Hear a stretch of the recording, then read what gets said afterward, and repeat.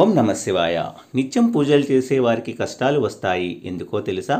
ప్రతి ఒక్కరికి ఏదో ఒక సందర్భంలో దేవునికి పూజలు చేసే వారికి ఎందుకు కష్టాలు ఇస్తావయ్యా, పూజలు చేయని వారికి ఎలాంటి కష్టాలు ఇవ్వేంటి అని అనుకుంటూ ఉంటారు. అలా ప్రతి ఒక్కరికి ఏదో ఒక సమయంలో అనిపిస్తూనే ఉంటుంది. అయితే ఎక్కువగా పూజలు చేసే వారికి కష్టాలు వస్తాయి. దానికి గల కారణం ఏంటంటే, అయితే ఒకానొక సమయంలో ఒక భక్తుడు శ్రీ మహావిష్ణువుని పూజించే వారికి ఎందుకు కష్టాలు ఇస్తావు స్వామి అని ప్రశ్నించాడు. నిత్యం నీ నామస్మరణలో ఉన్న వారికి దుఃఖాన్ని ఇస్తున్నావు, అసలు కనీసం నీకు పూజ చేయని వారికి, దీపం కూడా పెట్టని వారికి సుఖాలు సంతోషాలు ఇస్తున్నావు అని అడిగాడు. దానికి సమాధానంగా శ్రీ మహావిష్ణువు ఆ భక్తుడితో ఇలా చెప్తాడు. ఒకానొక సమయంలో నారదుడు కూడా నన్ను ఇలాగే ప్రశ్నించాడు. అప్పుడు నేను నారదుడితో ఇలా చెప్పాను అని మహావిష్ణువు ఆ భక్తితో అంటాడు. నారద, మనిద్దరము సామాన్యమైన మనిషి రూపంలో బ్రాహ్మణ దుస్తులు ధరించి భూలోకానికి వెళ్ళి సంచరించి వద్దాము అని మహావిష్ణువు అంటాడు. అప్పుడు నారదుడు సరే స్వామి అని వీరిద్దరూ కూడా వస్త్రాలు ధరించి భూలోకానికి వెళ్తారు. అలా వెళ్ళే సమయంలో ఒక పెద్ద భవనం కనిపిస్తుంది. అక్కడికి వెళ్ళి విష్ణువు ఇలా అంటాడు. బాగా ఆకలిగా ఉందమ్మా, తినడానికి ఏమైనా ఇస్తారా అని అడుగుతాడు. అందుకు ఆ ఇంటి యజమాని, మీ బాబు సొమ్ము ఇక్కడ ఏమైనా ఉన్నాయా? ఇక్కడ తినడానికి ఏమీ లేవు, వెళ్ళు అని అంటాడు. అప్పుడు నారదుడు శ్రీ మహావిష్ణువు ఇద్దరూ బయటికి వస్తారు. అప్పుడు నారదుడు శ్రీ మహావిష్ణువుతో ఇలా అంటాడు. అతను అంత అవమానం చేశాడు, కానీ నువ్వు ఏమీ అనలేదు, ఏంటి స్వామి అని నారదుడు అడుగుతాడు. అప్పుడు విష్ణువు తన రెండు చేతులను పైకెత్తి, నీకు నాలుగు వైపులా నుంచి ధనం రావాలి, మీ ఇంట్లో వ్యాపారం పెరగాలి అని ఆ ఇంటి యజమానికి వరాన్ని ఇస్తాడు. అప్పుడు నారదుడు, మిమ్మల్ని తిట్టి వెళ్ళిపోమన్న వారికి లక్ష్మీ వృద్ధి చెందాలి అని అంటున్నారు, ఏంటి స్వామి అని అంటాడు. ఇక అక్కడి నుంచి ముందుకు వెళ్తుండగా ఒక చిన్న గుడిసె కనిపించింది. అమ్మా, ఆకలిగా ఉంది, ఏమైనా పెడతావా అని మహావిష్ణువు అడిగితే, అప్పుడు ఆ తల్లి, మా ఇంట్లో తినడానికి ఏమీ లేవు అయ్యా, నాకు ఒక ఆవు మాత్రమే ఉంది, అది రోజు పాలను ఇస్తుంది, ఆ పాలు ఉన్నాయి, ఇంట్లోకి రండి అని తీసుకెళ్ళి కూర్చోబెట్టి పాలను ఇచ్చింది.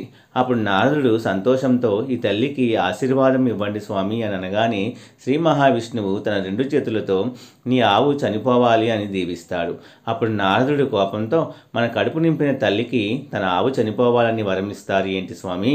అదే ఆ యజమాని అయితే మనల్ని బయటికి పంపాడు, కానీ అతనికి మాత్రం ధనం రావాలి అని దీవించావు. నీ లీలలు నాకు అర్థం కావడం లేదు స్వామి అని నారదుడు అంటాడు. దానికి విష్ణువు ఇలా అంటాడు. ఆ ముసలావిడ రోజు నన్నే తలుస్తూ ఉంటుంది. తన ఇంట్లో ఉన్న ఆవు మీద ఆమెకు చాలా ప్రేమ ఉంది. ఆ ముసలావిడికి నేను చనిపోతే నా ఆవు ఏమైపోతుందో అని బాధపడుతూ ఉంటుంది ఎప్పుడూ కూడా. అలా ఆవిడ ఆలోచిస్తూ చనిపోతే ఆవిడ భగవంతుని వద్దకు రాలేదు, నా దగ్గరికి చేరుకోలేదు. అందుకే ఆవిడ చనిపోకముందే ఆవు చనిపోవాలని చెప్పాను. దానికి నారదుడు సరే స్వామి, అర్థమైంది, మరి ఆ యజమానికి ఎందుకు ధనం రావాలని వరం ఇచ్చారు అని అడిగితే, అప్పుడు విష్ణువు అతనికి ధనం మీద చాలా ప్రేమ ఉంది, లక్ష్మీ వృద్ధి చెందాలి అని ఆశీర్వాదము ఇచ్చాను.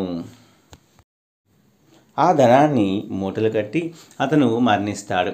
ఆ డబ్బు జాసలోనే, డబ్బు మీద ప్రేమతోనే, డబ్బు యొక్క ఆలోచనతోనే మరణిస్తాడు. అతడు చనిపోయాక కూడా ఒక పాములాగా జనిపించి సంపద వద్దనే ఉంటాడు. ఎప్పటికీ భగవంతుని వద్దకు చేరుకోలేడని చెబుతాడు. భగవంతునికి ఏది ఎప్పుడు ఎవరికి ఇవ్వాలో తెలుసు. మనము ప్రస్తుతం గురించే ఆలోచిస్తాము, భవిష్యత్తుని ఆలోచించము. భగవంతుడు భవిష్యత్తుని ఆలోచించి నిర్ణయము తీసుకొని వరాన్ని ఇస్తాడు. అందుకే ఎన్ని కష్టాలు వచ్చినా భగవంతుణ్ణి నిందించకుండా ఎల్లప్పుడూ దేవుని నామస్మరణతో మంచి పనులు చేస్తూ ముందుకు వెళ్ళాలి అని చెబుతాడు శ్రీ మహావిష్ణువు నారదుడితో. ప్రతి ఒక్కరి జీవితంలో ఏదో ఒక సమస్య ఉండి తీరుతుంది.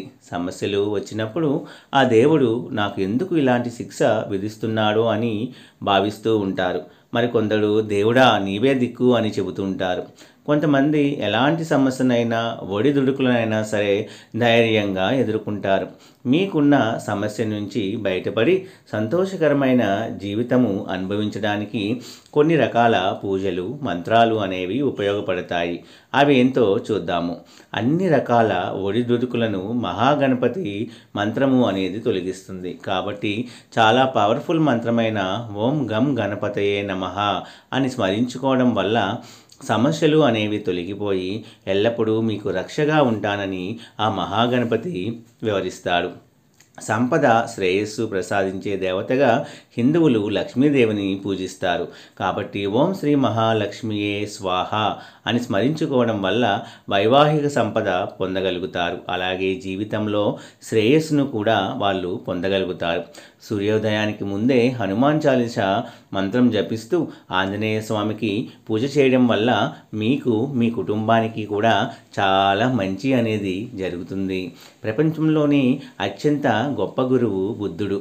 కాబట్టి ఎలాంటి సమస్యలు, ఆందోళనలు ఉన్నా ఓం మణి పద్మేహం అని స్మరించుకోండి. ఈ మంత్ర చేయడం వల్ల భయం తొలగిపోయి మనసులో ఉన్న ఆందోళనలు కూడా తగ్గిస్తుంది అని బుద్ధుడు వివరించాడు.